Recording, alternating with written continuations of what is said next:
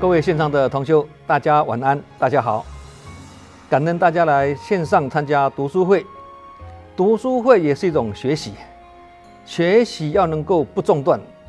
才能够持续跟累积呀，也才会积沙成塔，粒米成箩，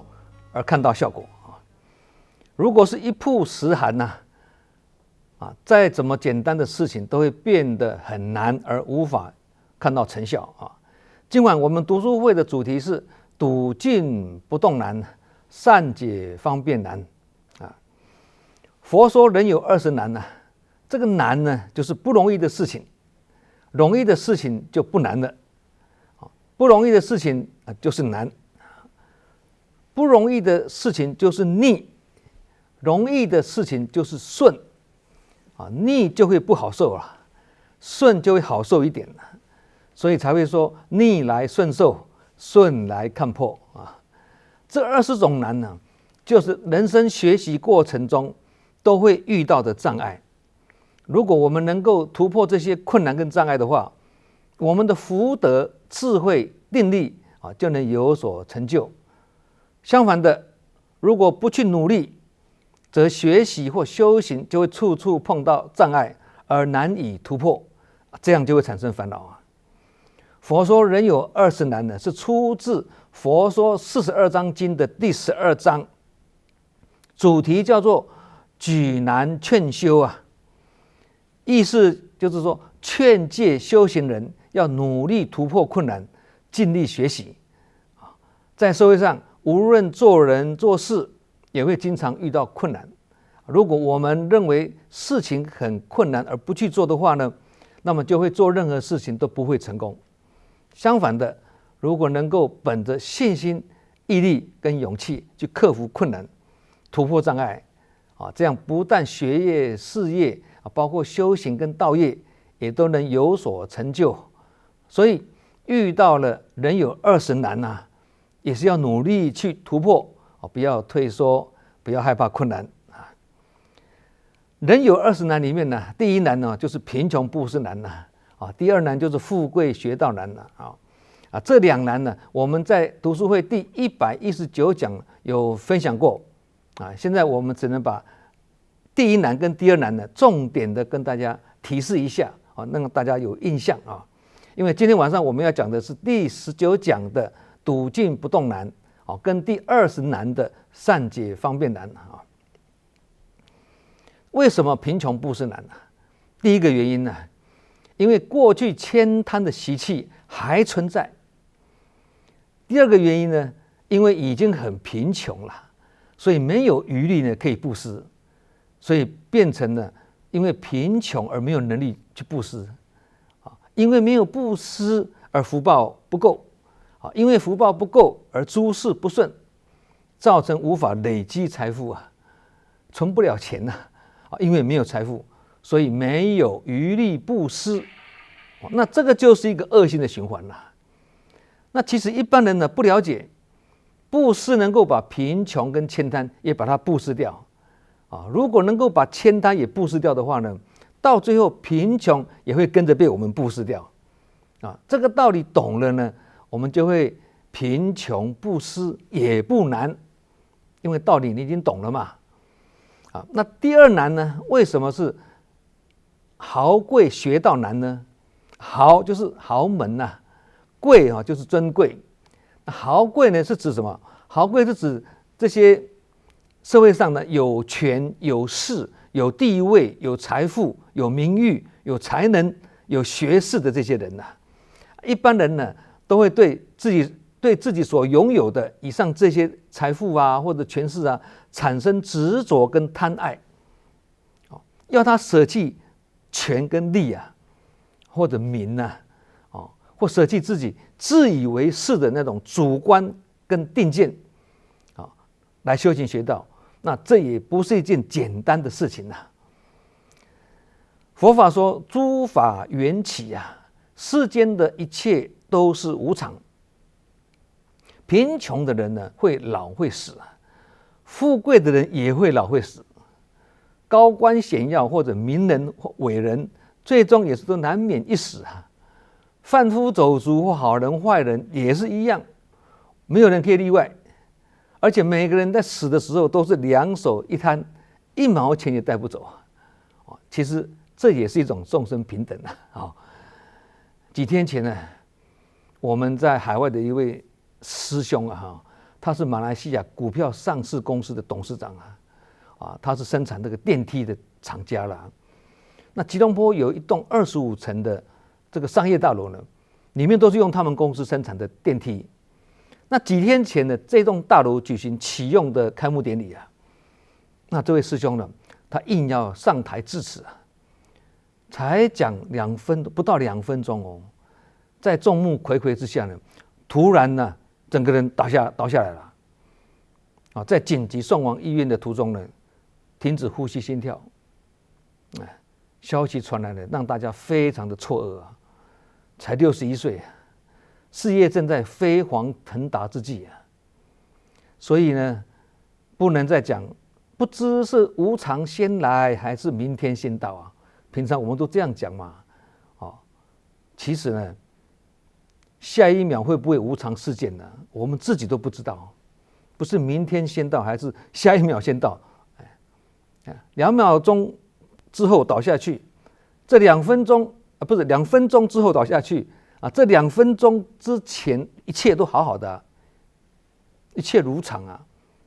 所以呢，再怎么有钱也是有钱难买早知道。那有人就祝福他了一路好走啦有人就祝福他呢一路走好啦那有人问我到底哪一句才是正确的呢有差吗？人都走了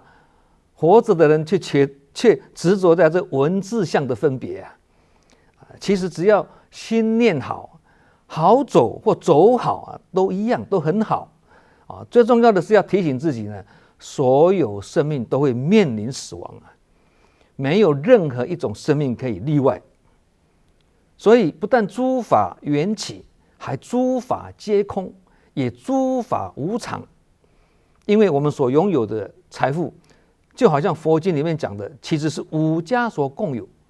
有学佛的人大家都知道了五家就是什么？水灾、火灾、强盗土匪、贪官污吏、不孝子孙等等，这5个啦。2500年后的今天，已经不是只有这5家的啦还有什么？风灾也是旱灾、战争、瘟疫、地震、海啸、土石流等等，还有通货膨胀造成货币贬值、物价上涨，这些都会让我们的财富瞬间缩水甚至化为乌有所以钱财不只是5家所共有，每一个人也都只是过路的财神是不是这样？佛法告诉我们，心性本具意思就是说，只有这一念心才是最贴切、最真实的。所以生命中的真理跟智慧才是真正的富贵而我们时常讲健康就是最大的财富，也是一样的道理世间财了只要无常一到呢，都会瞬间消逝。生命也是一样能够了解这个诸法无常的道理呢，就会豪贵学道也不难佛陀本身就是豪贵学道也不难嘛这个故事大家都知道嘛好，刚刚讲的这是前言现在我们要进入今晚的主题，也就是第19讲的笃静不动难，跟第20难的善解方便难我们先讲笃静不动难的意思就是说，遇到任何的境界呢，不但不被境界所转动，反过来还要妙用它去转动境界这是一件不容易的事情其实呢，笃静不动难跟我们读书会经常讲的怎么对境无心或者对境不起心甚至第10难，甚至佛说能有20难里面的第10难处事无心难，也都是一样的意思，只是用词不一样而已啦。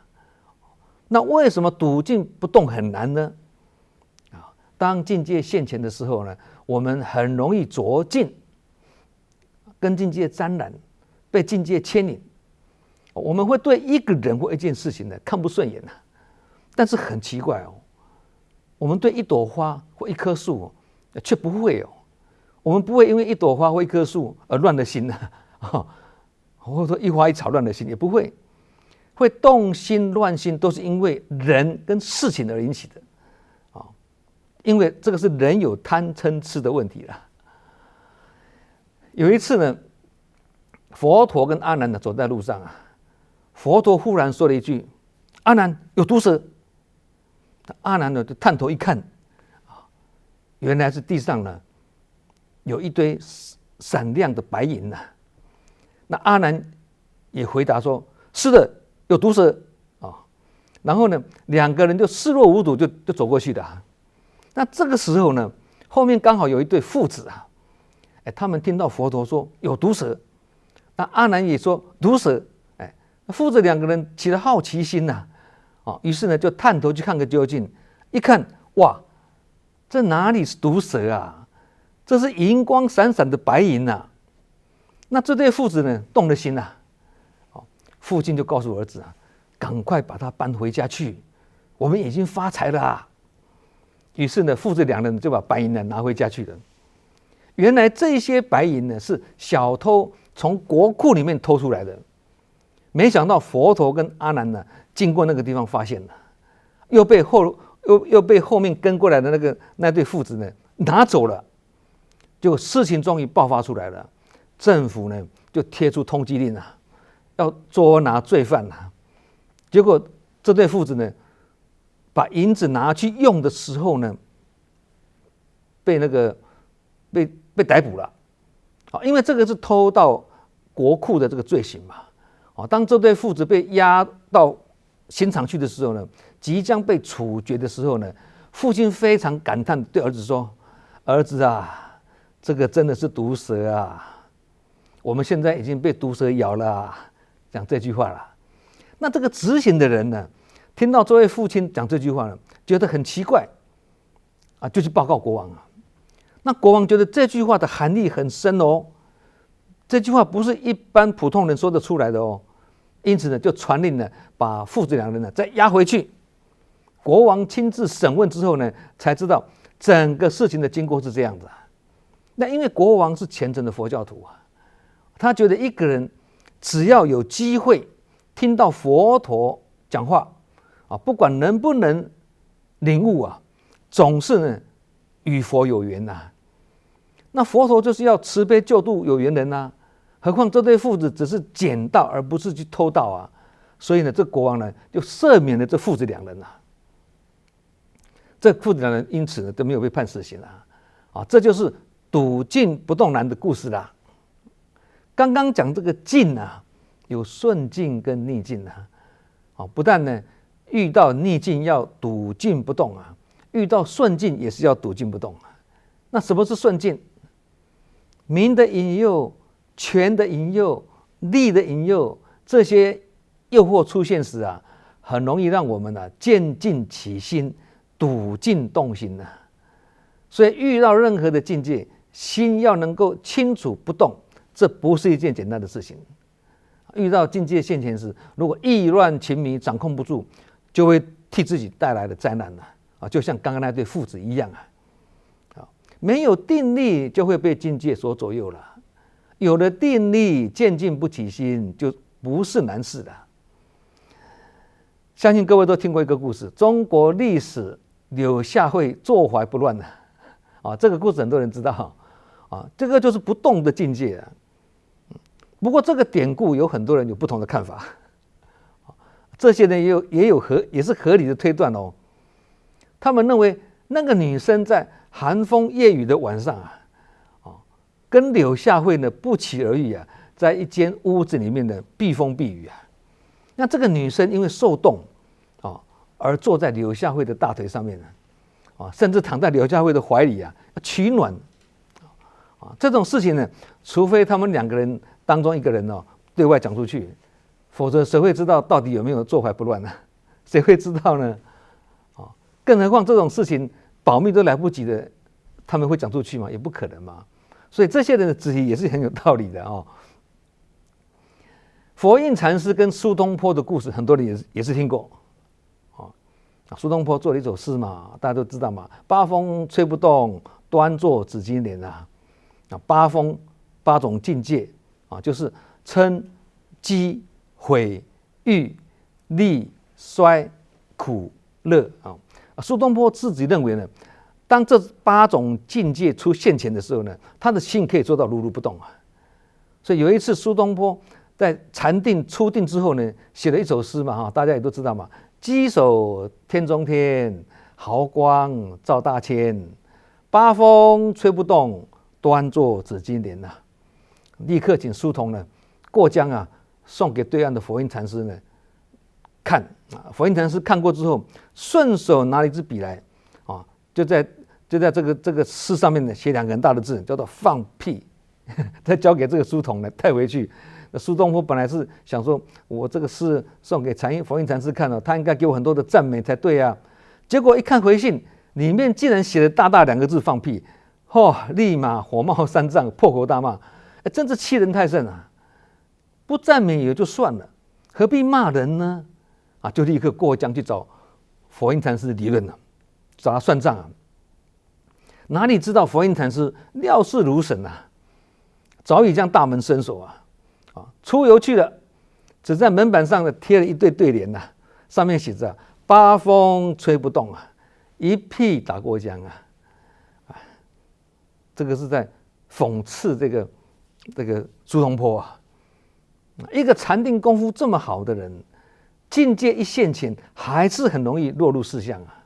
证明佛陀所说笃静不动难呐，真是很难呐。那我们不只可以拿古人的事情来警惕自己，其实现实生活中也是有很多活生生的例子，令人心生警惕啊。有些人呢，平常没事的时候，他可以做到和颜悦色、温言暖语慈心悲怀啊。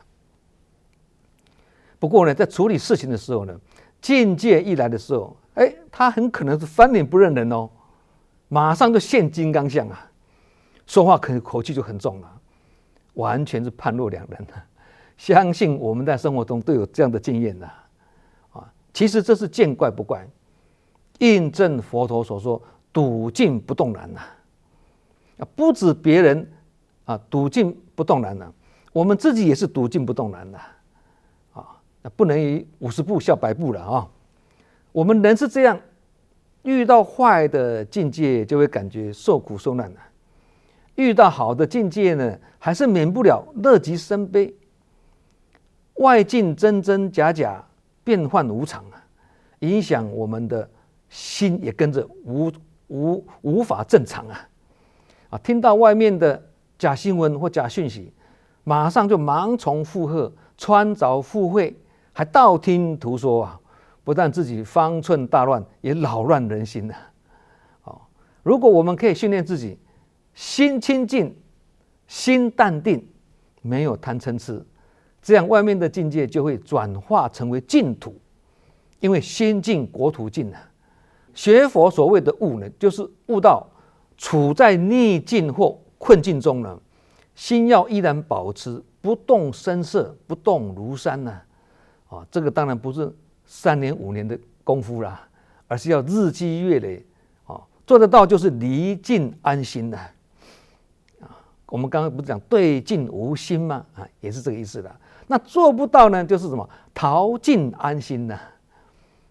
离境安心，就是心离境心就会安定下来，安住下来这个容易懂。那什么是逃境安心呢？这个要好好解释一下譬如有人看到目前这个国家社会环境不好啦就办理移民搬到海外去这就是逃境自己被骗去柬埔寨工作，却硬凹说台湾找不到工作。柬埔寨没有无业游民吗？没有流浪汉吗？台湾有诈骗集团，外国也有很多绑票勒索跟随机杀人掳人的事件台湾有病痛，到外国去就没有病痛了吗？在台湾会老，难道在世界上能找到一个不老不病不死的地方吗？人间天堂的国家就没有灾难吗？所以任你怎么逃，也逃不出这个五浊恶世的。没有人会单指说哪一个国家是五浊恶世，而是说这整个世界就是一个五浊恶世啊。尤其现在整个世界都在动乱之中啊，哪一个国家能够置之度外呢？COVID-19 影响了全球，乌俄战争也是影响全球，直接影响或间接影响都会。所以动乱是来自于心的不安定啊，心有贪嗔痴，假使贪嗔痴熄灭了，心就能如如不动。所以心是主要的根源呐。如果心经常安住在实相，安住在定境当下就是净土。儒家有一句话，他这样说：万物静观皆自得啊。意思是说，外境跟我们的这念心呢是息息相关的。看起来是外境动乱啊，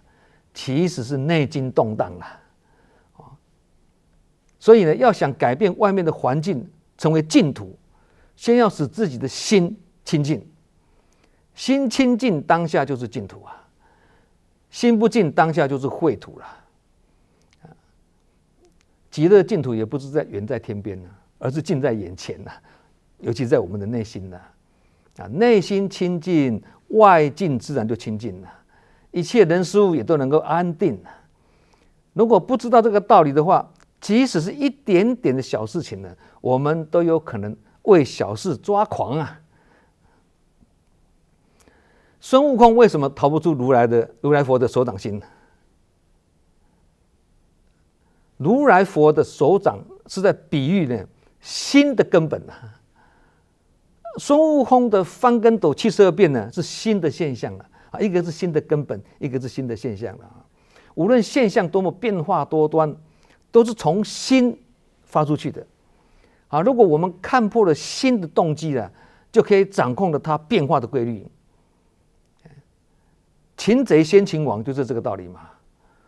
对如来佛来说呢，孙悟空的本相就是个猴儿，好像猴子啊。所以如来佛掌控了这个猴儿的本相之后呢，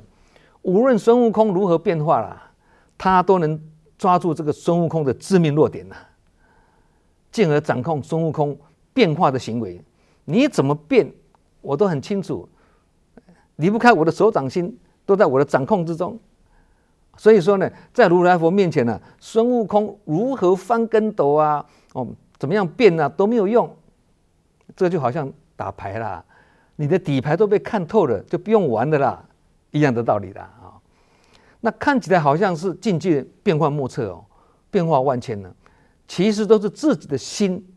是心猿意马，动荡不定。所以孙悟空在怎么会翻跟斗跟72变都没有用，因为完全被如来佛的手掌心所掌控嘛。这个是在启示我们掌控得了心境，就能掌控得了外境。掌控得了外境就是笃静不动。外面不安的境界是源自于内心的贪嗔痴，所以只要能够熄灭贪嗔痴，保持正念心如如不动，这个世界就会转化成为人间净土啊！一念之间而已啊！所有的事情也会逢凶化吉啊，遇难成祥啊！好，以上讲的是第19难的笃静不动难那接下来我们来讲第20难的善解方便难。善解方便难的意思是说，要拿什么样子的方便法来教化众生呢？这也是一件不容易的事情佛陀弟子中说法第一的富楼那，他要去苏卢那国传法。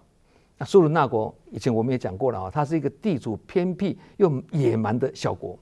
要在这个无道蛮荒的国呢去布道弘法呢，非常不容易因为民族性呢很残暴，很暴力，打骂是他们的风俗。外国去的人很容易在那个地方呢失去生命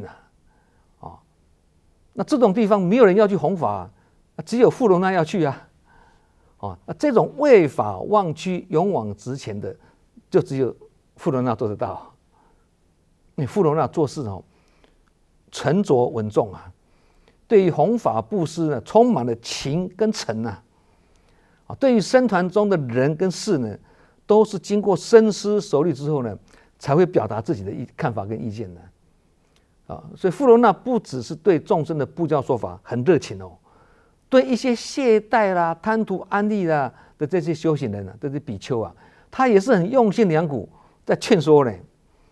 因此呢，佛陀在大众之中呢，常常赞叹这个富罗那是比丘中的什么鼓舞者跟激励者，常常在鼓舞人心，在激励人心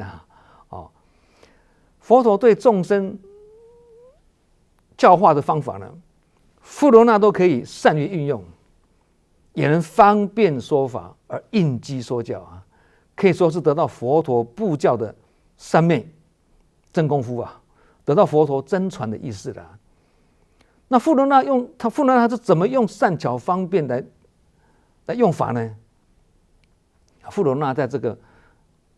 蛮荒国里面布教他深深知道要用善巧方便法才能够启发他们对佛教的信仰跟兴趣。因此呢，他不说出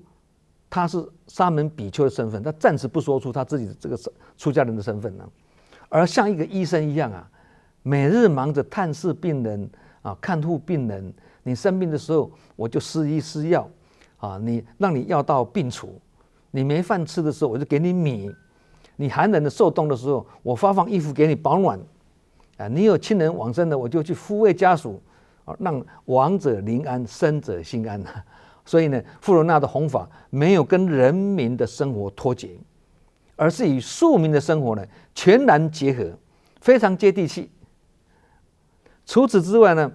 晚上的时间呢，他就召集大众宣说五戒十善跟因缘果报的道理白天是开善解方便法啦，晚上就方便之后呢，进入真实法让大家去了解真理。这就是开权显实的道理了。这样很快的苏鲁那国这个人民都皈依了佛教那富罗那也收了500位大弟子，并盖了500间的寺庙。这个就是善解方便也不难但是富罗那做到了同样的道理呢，我们不能跟池塘的鱼讲大海的故事也不能跟夏天的虫去讲冬天的故事也不能跟70、80岁的听众讲两性关系也不能跟青少年孩子们讲如何保养身体这个都文不对题的，不对机的那要在贫穷的非洲传法，也是要善解方便才能接地气对机全球志工都是穿的蓝天白云的制服很多人都知道嘛那这就是蓝色的上衣跟白色的裤子嘛。唯一的例外就是在非洲，非洲的女众志工是穿白色的裙子。全球慈济志工团队在行进间也有一套行进间的威仪要遵守不能轻佻嘛，要很庄严嘛。但是在非洲志工团队去访视或者要去发放也好，行进间呢，他们是载歌载舞的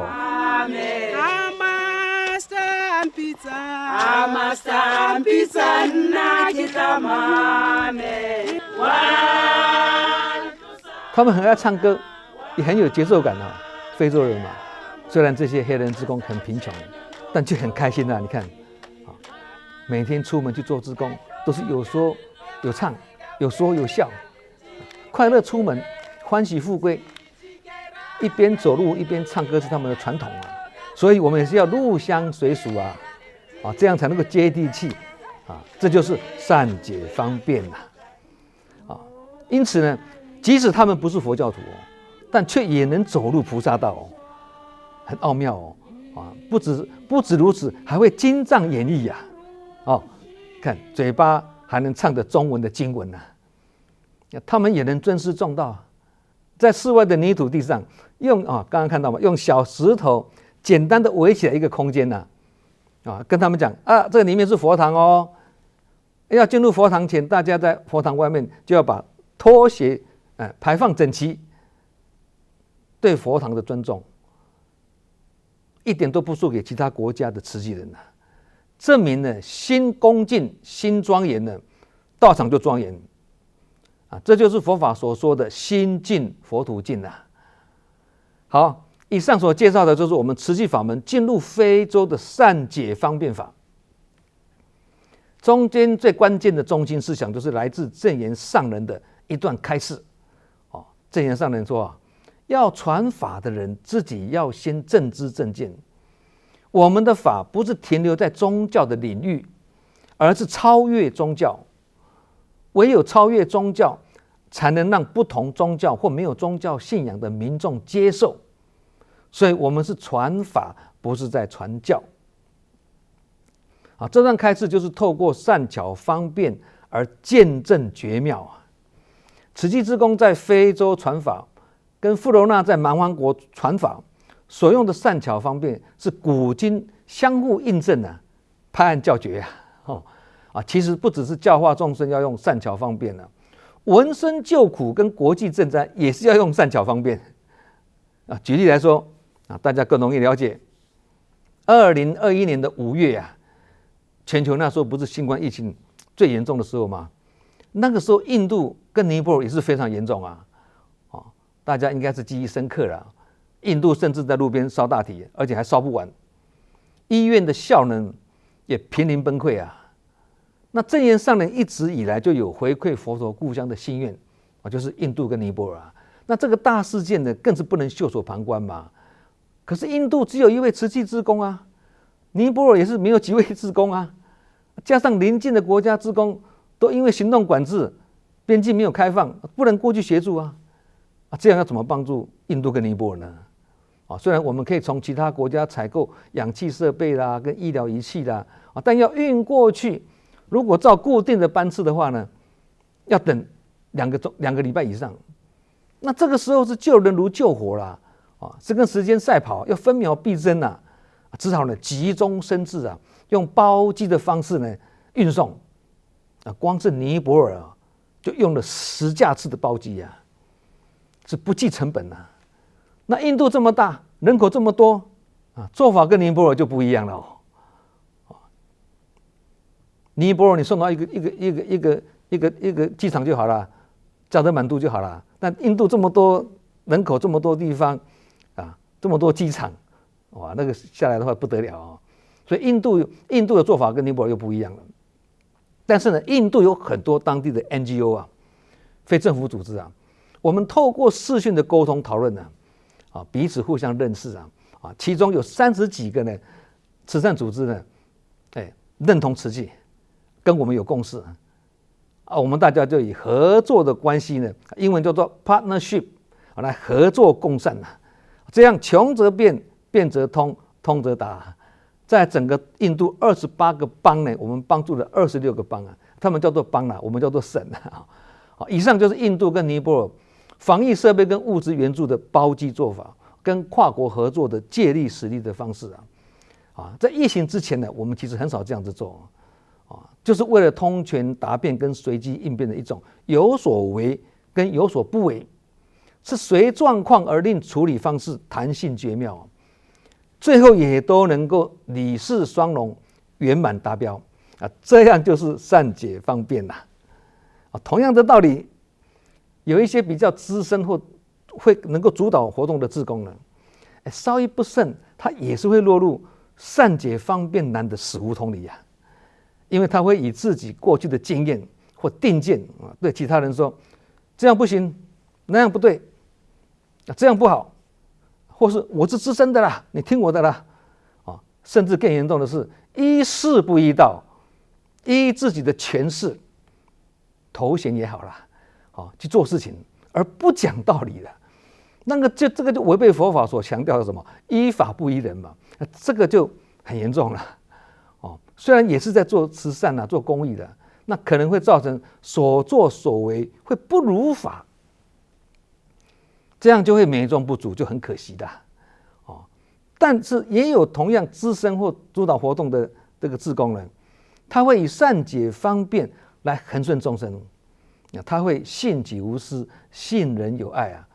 他会对经验还不够、理念还不足的新进志工们说哈，哎呀，感恩你啦，感恩你的发心啦，感恩你的付出啦，少你一个少很多，多你一个多很多，用这样来鼓励人家啊，即使别人有做错了，他也会以善解跟包容的心念呢去宽恕别人，或当别人做法跟自己不同的时候呢，他也能乐观其成，还会用对的事情做就对了啦，祝福你啦，这样来鼓励别人啦。这样的话，志工得到祝福啊，那些新进志工他得到祝福了嘛，人人就会做得很欢喜啦，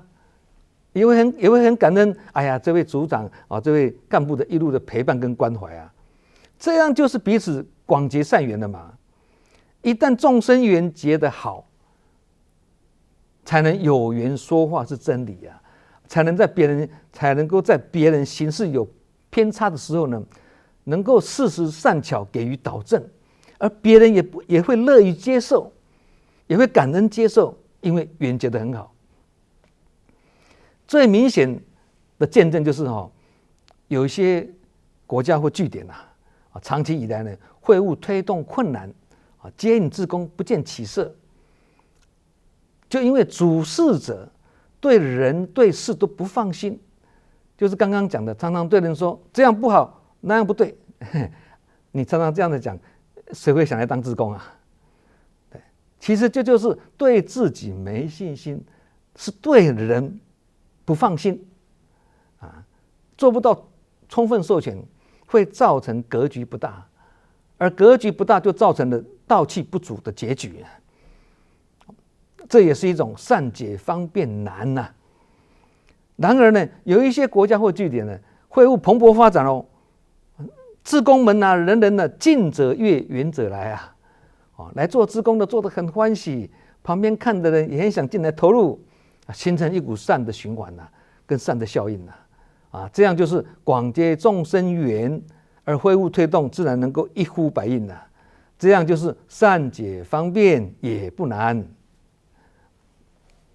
有一句话呢，点出佛法的真谛这句话是这样子讲法门虽多，不离全实，全实之外别无他法，